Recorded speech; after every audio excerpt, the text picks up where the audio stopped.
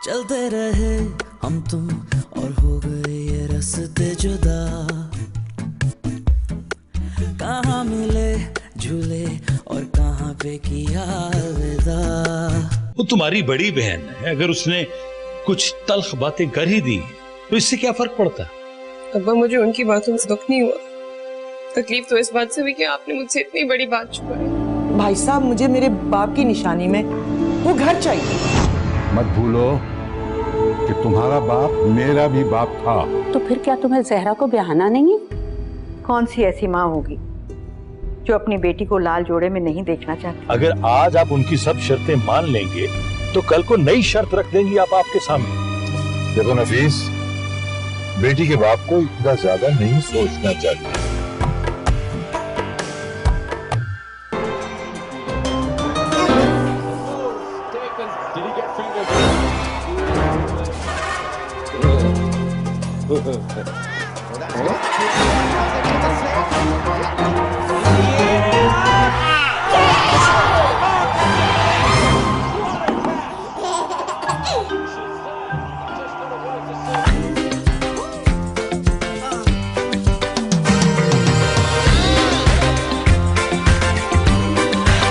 ABC diapers, आगाज नई खुशियों का।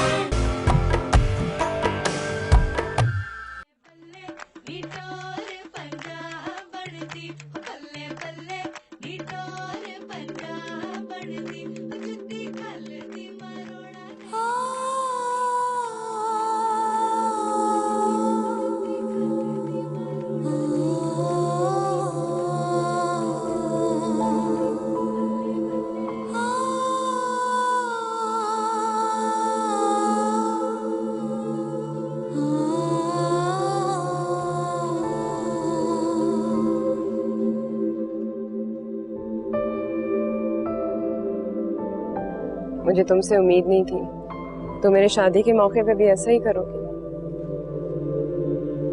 अब मैंने क्या कर दिया? क्या सहेलियां ऐसा करती हैं? तुम्हारे चेहरे से साफ नजर आ रहा है कि तुम खुश नहीं हो, जबरदस्ती मेरी शादी में शिरकत कर रही हो। मुझे एक्टिंग नहीं आती निदा, लेकिन तुम तो बहुत अच्छी एक्ट्रेस हो। तुम्हें पता है, तुम खुद को अज़ाब भरी जिंदगी में धकेलने जा रही हो और शो ऐसे कर रही हो जैसे आसमान में कदम रखने वाली हो। मैं सब कुछ जानते बूझते तुम्हारी बर्बादी का तमाशा देखते खुशी से तालियां नहीं बजा सकती निदा। खुदा से अच्छी की उम्मीद रखते, हो सकता है मां मेरे लिए कोई बेहतरी हो। पागल हो गई हो? एक शख्स जिसने खुफिया शादी करके रखी हुई है, जो अपनी फैमिली को भी धोखा दे रहा है और साथ में अपनी दूसरी बीवी को भी, तुमने उससे किस भले की उम्मीद लगा के रखी है? निदा, अब भी वक्त है, होश के नाखून लो। आज नहीं तो कल बात खुल के सामने आ ही जाएगी।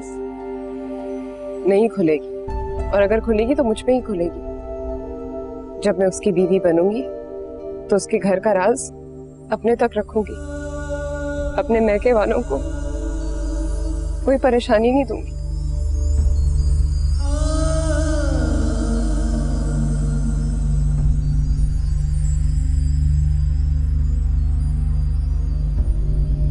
भाई साहब, वो निशात आपस से बात की आपने? हाँ, मेरी बात हो गई है निशात से। शुक्र है कि उसने इतनी इंसानियत दिखाई कि हमें थोड़ी सी मोहलत दे दी। किसने मोहलत दे दी? अरे तुम यहाँ क्या कर रही हो? जाओ जाके औरतों को देखो। आप मुझसे कुछ छुपा रहे हैं। तुम अपनी जिंदगी के साथ खेल रही हो और मैं तुम्हें बिल्कुल भी ऐसा नहीं करने दूंगी। नहीं शर्मिला, खबरदार जो तुमने कोई तमाशा लगाया। तुम बेशक मुझे बुरा भला कह लो, तमाशा तो मैं लगा कर रहूंगी। तुम कहाँ जा रही हो? वो सच बताने जो तुम कभी नहीं बताओगी और ना आइंदा बताने का हौसला रखती। शर्मीन, मेरी बात सुनो। शर्मीन, ओहो, जरूरी नहीं है कि घर के हर मामले में औरतों को भी शामिल किया जाए। जाओ। अस्सलाम वालेकुम। वालेकुम सलाम।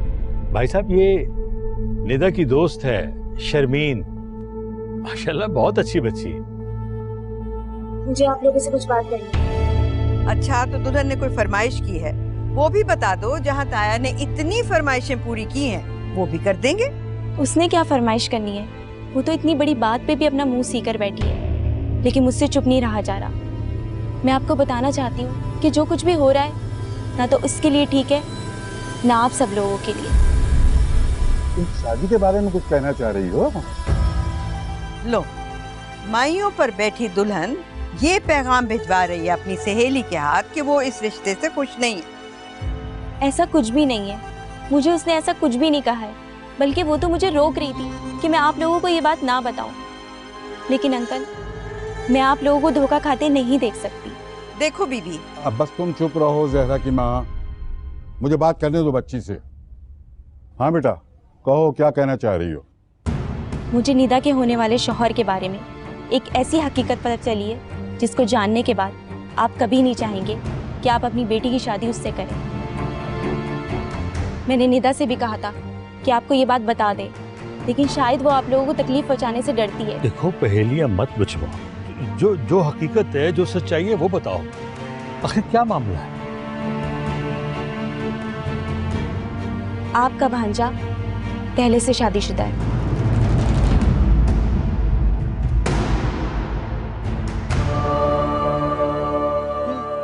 ये तुम क्या कह रही?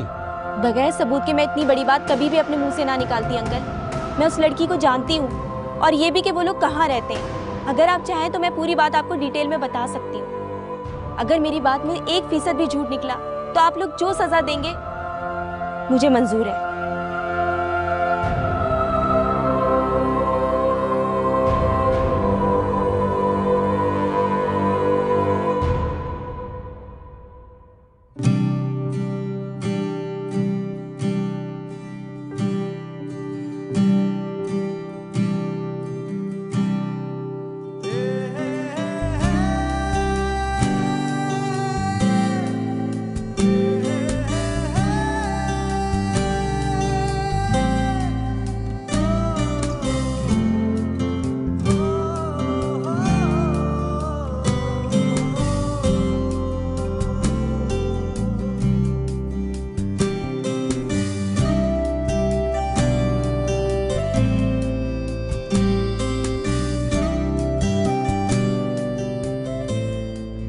तौबा तौबा, ये दिन भी देखना था। अरे तुम ये गाना बजाना तो बंद कराओ, मेरे सीने पे खंजर चल रहे हैं और यहाँ ये नौटंकी सुन रही है। रुक जाइए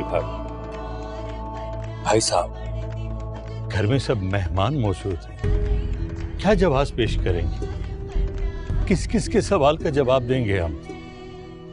मेरा ख्याल है ये तकरीब मंसूख करना बहुत बड़ी हमाकत होगी। अरे इस बच्ची ने सबूत दिए हैं। ठीक है, आप ठीक कह रहे हैं भाई साहब, ये तो एक तरफ की बात है। हमें जमान और निशात आपा की बात जरूर सुननी चाहिए। वो क्या कहते हैं?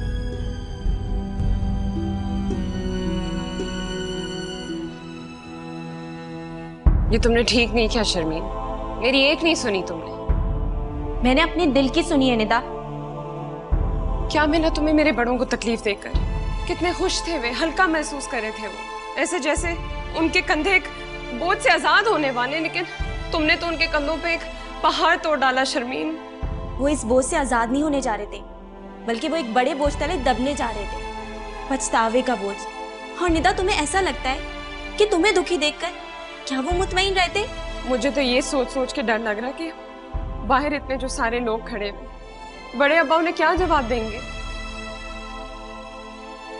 मुझे तो सिर्फ दो सूरतें नजर आ रही हैं, या तो वो सबके सामने ये शादी रोक के शर्मिंदा हो जाएंगे, या मुझे उसी जमान के साथ रुखसत कर देंगे।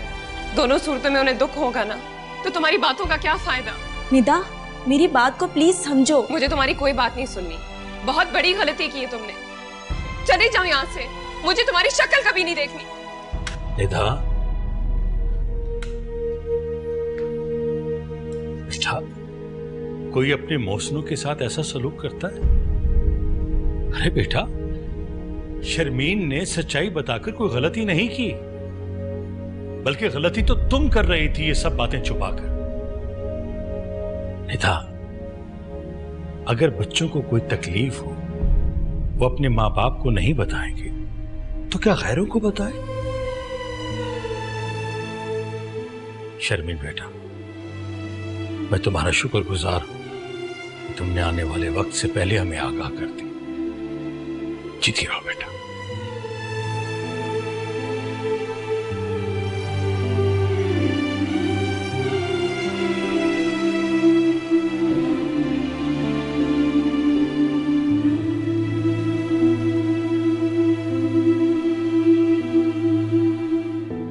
तुमने तो कहा था कि तुम पिछले हफ्ते नहीं रुके, तो इस हफ्ते रुकोगे। हाँ, लेकिन मैंने ये तो नहीं कहा था कि मैं इसी हफ्ते रुकूंगा। इस हफ्ते तो मेरी कजिन की शादी है ना। एक तो मुझे इसके नाम से भी चिढ़ होना शुरू हो गई है, अजीब सा खौफ महसूस होता है मुझे। अब तो वो किसी और की होने जा रही है, तुम्हें किस बात का खौफ है? तुम्हें कोई वहम नहीं होना चाहिए।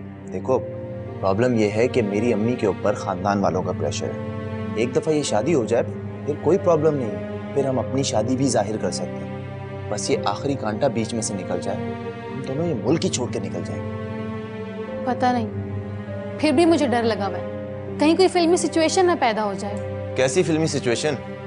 वो फिल्मों में होता है ना, किसी वजह से बारात नहीं आती और जहेज के मसले मसाइल पर लड़ाई हो जाती है, बारात वापस चली जाती है और फिर कुर्बानी का बकरा खानदान में से ढूंढकर शादी करवा दी जाती है। अरे ऐसा सिर्फ फिल्मों में होता है, और मेरे साथ ऐसा कौन करेगा? तुम मुझे जानती नहीं हो क्या?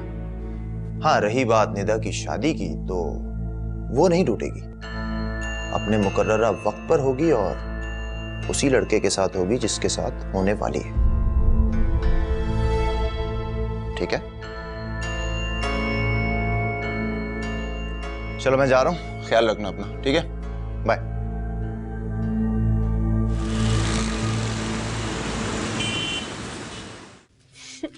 मॉम, शुक्र है आप घर आ गए। आए, को ले जाओ। अब तबीयत कैसी है? बेहतर है। आपके घर आने की खुशी में आपके लिए एक छोटा सा सरप्राइज है। कैसा सरप्राइज बेटा? अभी बताती हूँ। आप लोगों के लिए मैंने भी सरप्राइज रखा है। तुम दोनों ने सरप्राइज दे तो दिया, डेट आगे बढ़ाकर। अब क्या सरप्राइज दोगे? आंटी, आप चाहती थी ना कि हमारी शादी 3 हफ्ते बाद हो जाए, लेकिन अब ये फरमाइश भी मैं पूरी नहीं कर सकता। जानती हूँ,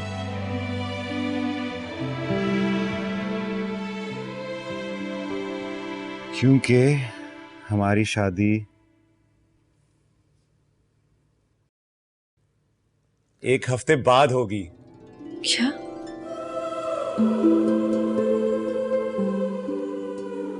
ये क्या कह रहे हैं?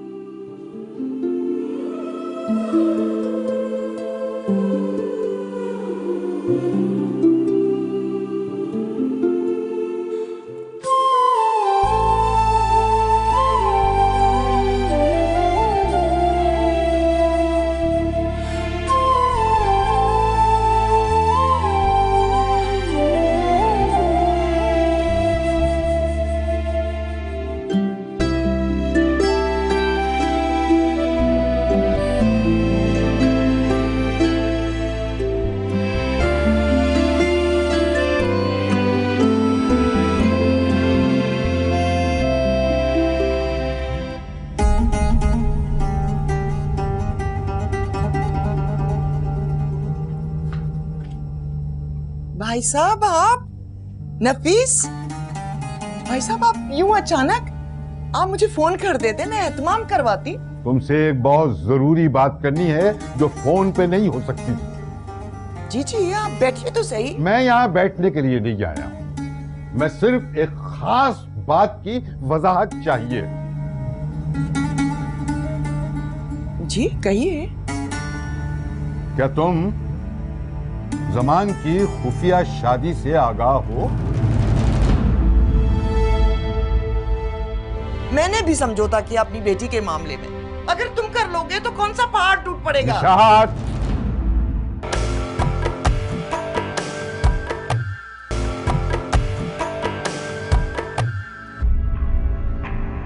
भाई साहब, मैं बस आपा, बस आपकी बुखलाहट ने बता दिया हमें कि आप सब जानती। हाँ बिल्कुल, जानती हो, वरना तुम्हारे चेहरे पर हैरत और दुख का वो एहसास होता जो ये खबर सुनने के बाद हमारे चेहरे पर आई थी। तुम्हारे चेहरे पे तो बस सिर्फ इस राज के अफशा हो जाने का खौफ है और कुछ नहीं। आप लोगों को किसने बताया? इसका मतलब यह है कि तुम तस्लीम करती हो कि यह खबर दुरुस्त। पापा, ये आम नहीं है कि हमें किसने बताया। अहम यह है कि इतनी बड़ी बात आप जानती थी और आपने वो हमसे छुपाई, और जानते बूझते आप मेरी मासूम बच्ची पर जुल्म कर रही। वो खून है आपका, भतीजी। नफीस,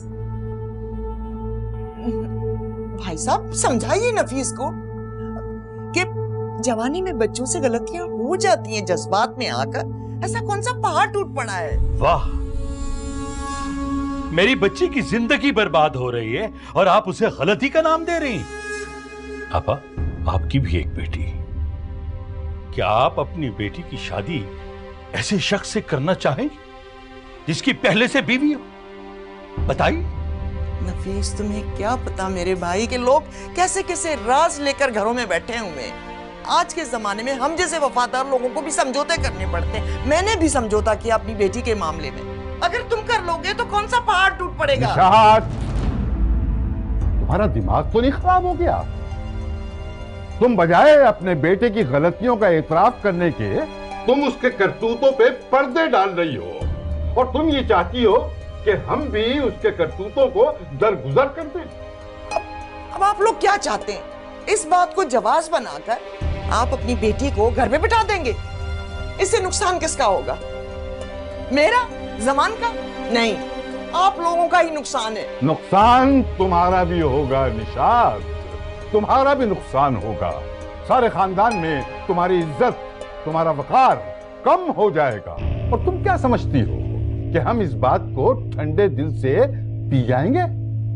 नहीं, जब लोग हमसे ये पूछेंगे कि तुमने अपनी बच्ची को फूफी के यहाँ रुखसत क्यों नहीं किया, तो हमें कोई ना कोई जवाब तो देना होगा ना। हम साफ जवाब देंगे। तुम्हारे बेटे ने जो खुफिया शादी कर रखी थी, क्या वो खुलकर सामने नहीं आ जाएगी? हैं? और लोग तुम पे लान तान करेंगे। वो कहेंगे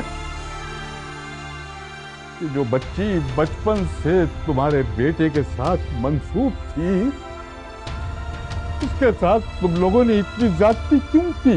क्यों की ज्यादती? भाई साहब, आप बस अपनी कहे जा रहे हैं, मेरी तो सुन ही नहीं रहे। देखिए, मेरा इस सिलसिले में कोई कसूर नहीं है। मुझे इल्म था, लेकिन जब मुझे पता चला ये जमान का, आप सोच भी नहीं सकते कि मैंने जमान के साथ क्या कुछ नहीं किया। यहाँ तक कि उसके बाप ने उसे आग करने की धमकी दे दी थी। लेकिन इसके बावजूद भी वो अपनी हरकतों से बाज नहीं आया। फौरन तलाक दे दी। लेकिन पापा, हमें तो ये किसी ने नहीं बताया। हमें तो ये पता है कि उसने शादी की है और बीवी को किसी दूसरे शहर में रखा हो। देखा, फसाद फैलाने वालों ने आधी बात आप लोगों तक पहुंचाई है। नफीस, एक बदकमाश लड़की के बहकावे में आकर उसने निकाह कर लिया था, लेकिन जैसे मैंने उसे समझाया बुझाया, बाप ने डांट डपट की, फौरन पटरी पर वापस आ गया और तलाक दे दी उसने। क्या तुम सच कह रही हो?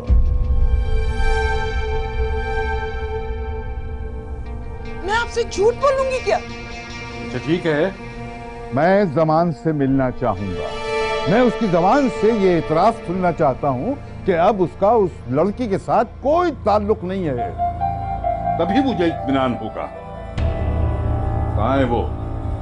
बुलाओ उसे।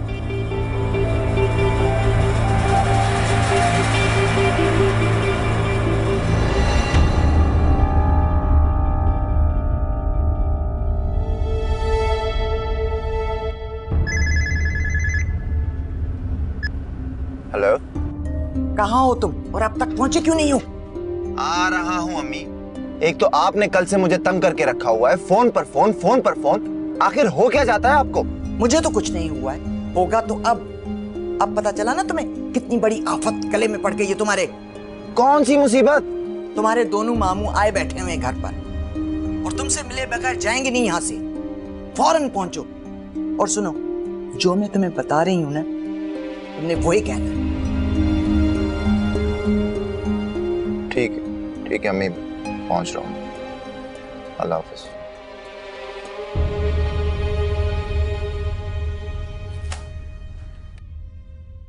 तुमने ये क्या किया है सिकंदर? मैंने तुम्हारी खुशी के लिए कहा था कि शादी डिले कर दे। हद होती है। मुझे एक बात बताओ शमा, तुम मुझसे ज्यादा मोहब्बत करती हो या आंटी से? अजीब सवाल है। जवाब नहीं दे सकती ना, इसलिए क्योंकि मोहब्बत को मेजर नहीं कर सकते, उसका नाप तोल नहीं कर सकते। मेरी खुशी के लिए तुम आंटी को गम नहीं दे सकती। और तुम्हारे ख्वाब, उनका क्या? ख्वाब का क्या है, और देख लूंगा। वाह, क्या कुर्बानी का जज्बा है। सिकी जिंदगी ऐसे नहीं जी जाती। तुम किस बुनियाद पर फैसला कर रहे हो? तुम मुझे अपनी जिंदगी में शामिल करना चाहते हो, पर एक भारी दिल के साथ।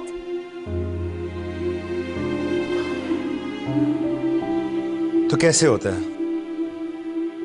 तुम नहीं समझ रही। चलो दूसरी ऑप्शन ले लेते हैं, हम दोनों मिलकर खुशी से शादी कर लेते हैं और फिर 1.5 साल के लिए मैं बाहर चला जाता हूं अमेरिका, फिर तुम मेरा इंतजार करोगी? अगर तुम रह सकती तो ठीक है ना, आंटी भी परेशान नहीं होंगी, मेरे भी सारे ख्वाब पूरे हो जाएंगे। नहीं हो सकता शमा, हम सब नहीं खुश हो सकते। इसीलिए तो बेहतर है कि हम आंटी के दिल को मुतमईन करें, उनको दुख ना पहुंचने दें। प्लीज समझो।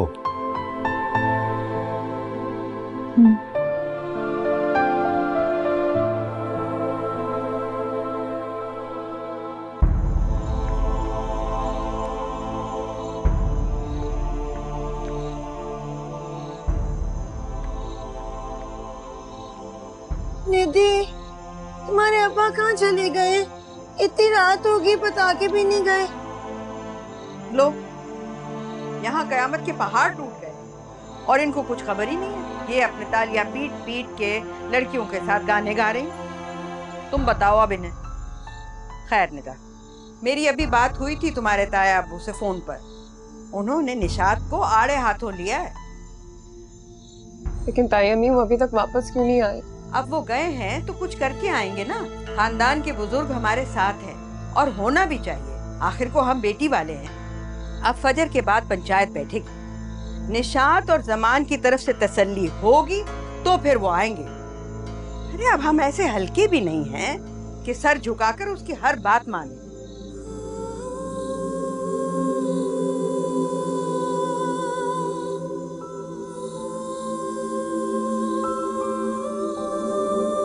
अब सारा मामला आपके हाथ में है, फैसला तो आप ही को करना है।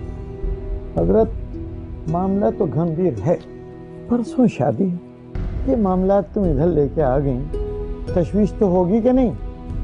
निशात, जब आपको ये सब इल्म था तो हमसे छुपा के आपने ये अच्छा नहीं किया भाई। दूसरी बात ये है कि ये बच्चों की बातें छुपाना, उनको शह देना अच्छी बात नहीं है। इस तरह तो लोगों का खानदानी रिश्तों से एतबार उठ जाएगा। समझ रही हो तुम? हमारे यहाँ खानदान में रिश्ते इसीलिए किए जाते हैं कि रिश्ते जुड़े। आपकी बात बिल्कुल दुरुस्त है, लेकिन आप लोग ये भी तो देखिए ना कि जमान अपने किए पर शर्मिंदा है।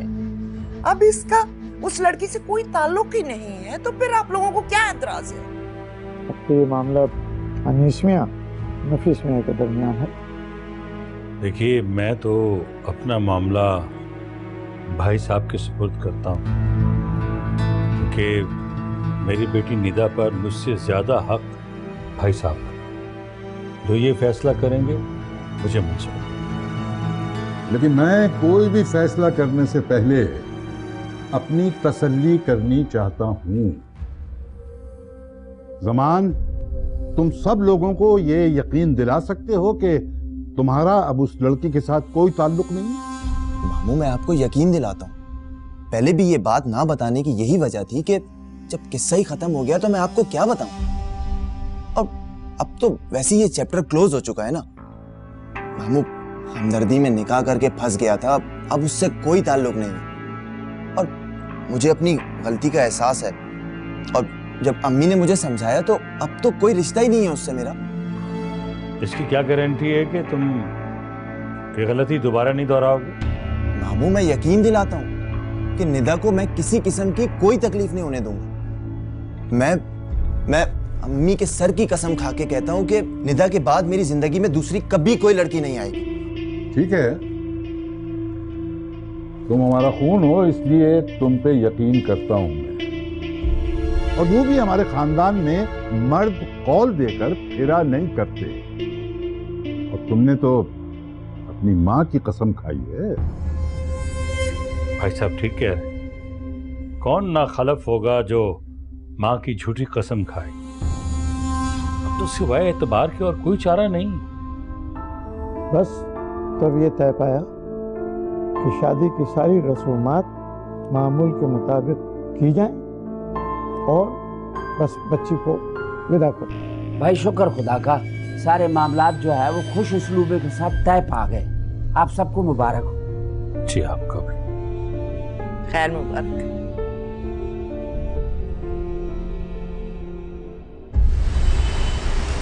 अल्लाह का शुक्र है कि मामला खुश असलूबी से तय हो गया। सुनानी थी ना निशात को। अरे गजब खुदा का, क्या अजाब मचाया है उसने हमारी जिंदगियों में। अरे अब सुनाने से क्या फायदा, जो होना था हो गया। लेकिन अल्लाह का शुक्र है कि उसने अपने भाई का मान रखा, वरना अगर वो दोनों माँ बेटे अपनी बात पे अड़े रहते, हठधर्मी दिखाते, तो मेरे पास कोई चारा नहीं था कि मैं अपनी बच्ची को घर में बिठा के रखूं। चले अल्लाह का शुक्र है कि निदा के फर्ज से तो सुरखुरू हो गए, लेकिन जहरा भी तो है। क्या जहरा की जिम्मेदारी हम पर फर्ज नहीं है, या ये बोझ हमने कब्र में लेकर जाना है अपने साथ? अरे तो मैं क्या कर सकता हूँ। देखो ना, खानदान में बस एक ही रिश्ता था जहरा के जोड़ का, और मैंने बेगैरत बन के, बेशर्म बन के अपने मुंह से सवाल कर डाला। अब अगर वो लोग न माने तो जबरदस्ती अपनी बच्ची को तो उनके सर नहीं थोप सकते ना। मुझे तो ये वहम होता है कि कहीं हम कुफरान नेमत के मुर्तकब तो नहीं हो रहे। क्या मतलब? घर तक चलकर आया हुआ रिश्ता खुदा की नेमत से कम नहीं होता। कौन से रिश्ते? भाई हमारे खानदान से तो उसके लिए कोई रिश्ता आया नहीं। मैं खानदान की बात नहीं कर रही। याद नहीं, इब्तिदा में चंद अच्छे रिश्ते आए थे। वो एक आपके दोस्त थे आगरे की रईस, उन्होंने अपने भांजे के लिए सवाल किया था। और फिर वो हमारी पड़ोसन सलमा बेगम, अयाज के लिए रिश्ता मांगा था ना उन्होंने। क्या फजूल बातें लेके बैठ गई हो तुम अच्छी तरह जानती हो कि वो हमारे खानदान से, हमारी जात से बिल्कुल अलग थे। लेकिन अब तो जमाना बदल गया है ना। हमारे अपने खानदान में कितनी मिसालें हैं। लोग बाहर की बहुएं ला रहे हैं, अपनी बेटियां बाहर दे रहे हैं। अच्छा बस, मेरा उनसे कोई मुकाबला नहीं है। वो लोग रिवायात से हट गए हैं, और ये रिवायात हमारे बुजुर्गों की मीरास है। अरे मरने के बाद मैं अपने बुजुर्गों को क्या मुंह दिखाऊंगा कि मैं उनकी रिवायात की हिफाजत नहीं कर सका, या मैं इतना कमजोर पड़ गया कि मैंने अपने घुटने टेक दिए। माफ कीजिएगा जहरा के अब्बा, छोटा मुंह बड़ी बात। लेकिन मरने के बाद सिर्फ अल्लाह को मुंह दिखाना होता है, सिर्फ उसी को जवाब देना होता है। और हो सकता है अल्लाह हमसे ही सवाल करे कि वसीला पैदा होने के बावजूद हमने जहरा का फर्ज क्यों नहीं अदा किया। ये तुम आज बहुत बढ़ चढ़ के बोल रही हो जहरा की माँ। आखिर मसला क्या है? मैं कभी आपके सामने इस तरह से बात ना करती, लेकिन बहुत अरसे के बाद एक उम्मीद बंधी है। जहरा के लिए एक दरवाजा खुलता नजर आ रहा है, लेकिन मैं डरती हूं कि कहीं आप जात बिरादरी वाले एतराज ना करें। बस मेरा एतराज कायम रहेगा। वो लोग जो भी हैं, वो रिश्ता जैसा भी है, मना कर दो उन्हें। कोई जरूरत नहीं है रिश्ता यहां लेके आने की। बस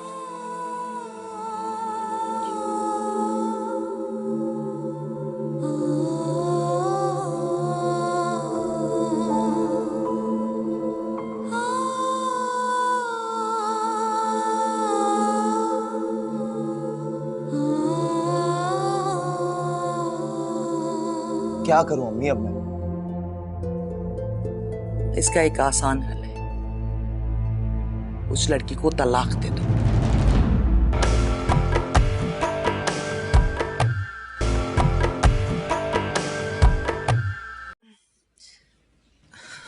मॉम देखिए ये बेज और वाइट रेड पर कितना उठ रहा है। शमा, पता नहीं ये मेरा वहम है कि नहीं, लेकिन सिकंदर मुझे खुश नहीं लग रहा जैसा कि उसे लगना चाहिए। मॉम ये आपका वहम है, पता नहीं आपको क्या हो गया आजकल, एक के बाद दूसरा वहम पालने लगी है।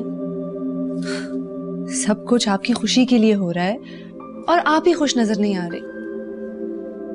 नहीं बेटा, ऐसी बात नहीं है, तुम दोनों से तो मेरी सारी खुशियां वाबस्ता है। बस जब उसे इस तरह बुझा बुझा देखती हूँ ना, तो दिल में अजीब अजीब से वहम आते हैं। मॉम इस दुनिया में आपसे बेहतर सिकंदर को कौन जानता है? कोई भी नहीं। आपको उसके नेचर का नहीं पता, वो कभी भी अपने अंदर की तकलीफ को बाहर आने नहीं देता और ना ही अपनी खुशी को। किसी को शेयर करने की आदत नहीं है, ना दुख ना सुख। बड़ी सी बड़ी खुशी हो या कोई गम, वो हमेशा खुद को नॉर्मल जाहिर करने की कोशिश करता है। Mom you know that. Mom आप फिक्र मत करें, सब कुछ सही है, बस रिलैक्स करें। Okay, thank you. आपने अपने लिए क्या लिया, जरा वो तो दिखाएं। मैं नाराज थी तुमसे और मुझे आना नहीं था। अगर तुम मुझे कॉल करके ना बुलाती। अगर इतनी नाराज होती तो मेरे कॉल का जवाब ही नहीं देती।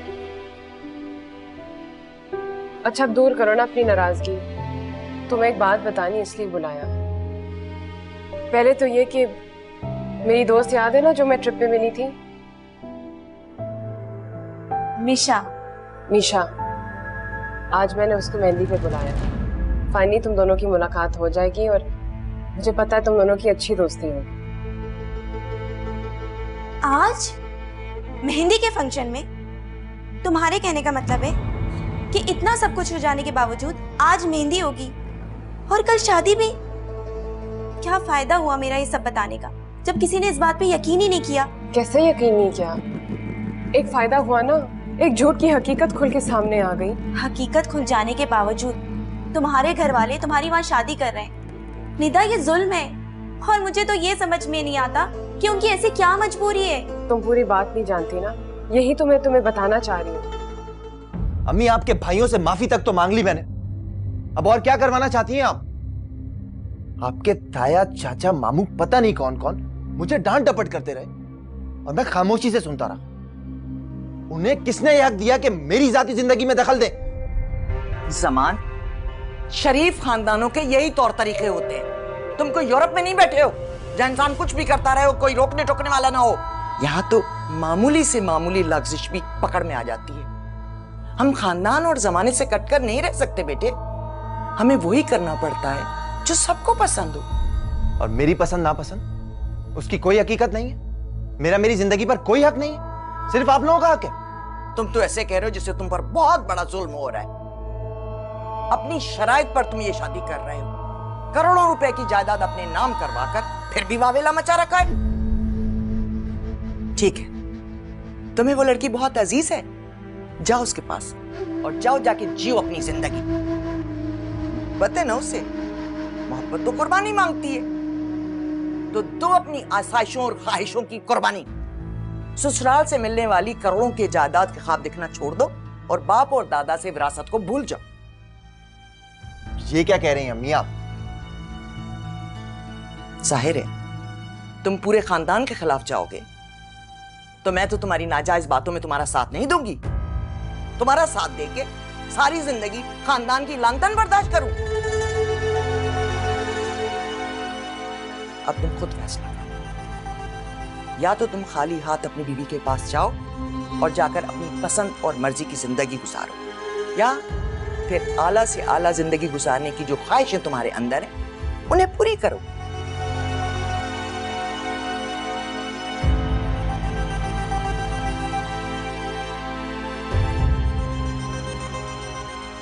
फुप्पो के घर अब्बा और बड़े अब्बा गए थे। फुप्पो को इस बात का कोई इल्म ही नहीं था। बहुत शर्मिंदा हुई, बहुत माफिया मांगी उन्होंने। खानदान के बुजुर्ग भी वहां पहुंच गए। जमान और फुप्पो को बहुत बुरा भला कहा। मेरे बड़े मुझसे मोहब्बत करते हैं, मेरे साथ नाइंसाफी कैसे होने देंगे? पता नहीं मेरे दिल में क्यों अफसोस और पछतावा महसूस हो रहा है। पता नहीं वो लड़की जमान को कितना चाहती थी, वो दोनों एक साथ कितने खुश थे। बस ये पता है कि अब मेरी वजह से वो दोनों साथ नहीं है।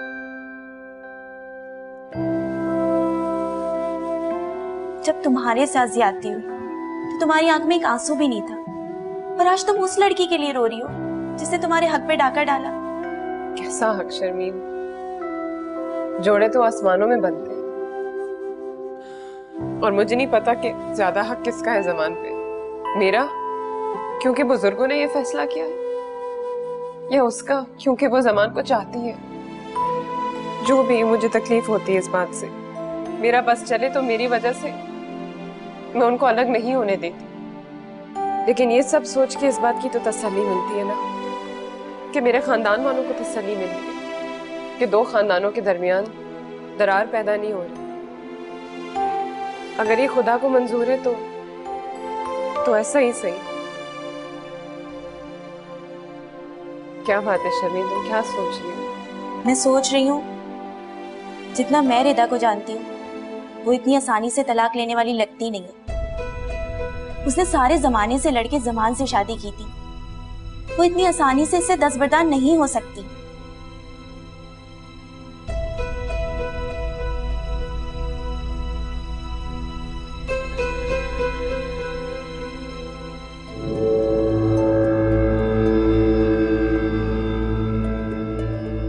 बेटा, घाटे का सौदा मत करो। जवानी में इश्क के खुमार चढ़ते रहते हैं, उन्हें अपनी जिंदगी पर हावी नहीं होने देना चाहिए। मुझसे जितना हो सका मैंने किया, लेकिन अब मैं तुम्हें गलत फैसला नहीं करने दूंगी। क्या करूं अम्मी अब मैं? इसका एक आसान हल है, उस लड़की को तलाक दे दो। इसके अलावा कोई रास्ता नहीं है तुम्हारे पास समान। मैं तुम्हें अच्छी तरह जानती हूँ, तुम उस लड़की के बगैर तो खुश रह सकते हो, लेकिन अपनी आसाइशों के बगैर नहीं। उठो, हिम्मत करो, उसको फोन करो, 3 लफ्ज कहकर उसको आजाद कर दो। बाद में वकील से पेपर्स बना के उसको भिजवा देना। ठीक है मेरा बेटा?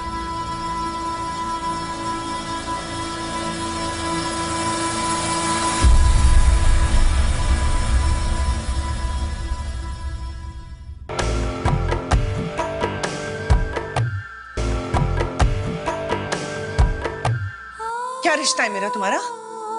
लगती क्या हो तुम मेरी? बहन हूं मैं आपकी।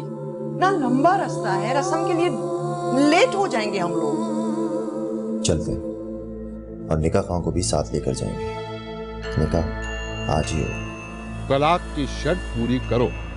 मैंने मुकम्मल कानूनी तकाजे पूरे करते हुए तलाक दिए रिदा को। क्या कहा तुमने?